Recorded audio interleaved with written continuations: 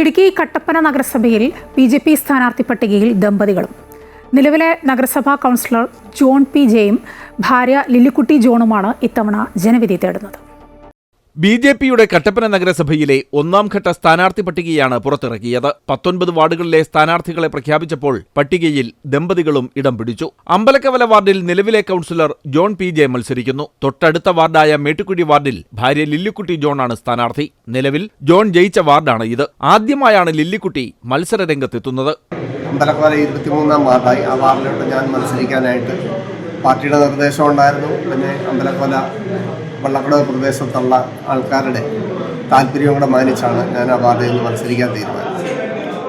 മേട്ടുകുഴി നിവാസികളെ സംബന്ധിച്ചിടത്തോളം അത് വനിതാ വാർഡായി ഞാൻ ആ വാർഡിൽ നിന്ന് മാറുക എന്ന് പറയുന്നത് അവരെ സംബന്ധിച്ച് വലിയൊരു ബുദ്ധിമുട്ട് അവരെ സംബന്ധിച്ചുണ്ടായിരുന്നു. ചെയ്തതിൻ്റെ ബാക്കി കാര്യങ്ങൾ നമുക്ക് ചെയ്യാമെന്നുള്ള ഒരു ഉറപ്പുണ്ട്. അതാണ് അവരും നമ്മളിൽ നിന്ന് പ്രതീക്ഷിക്കുന്നത്.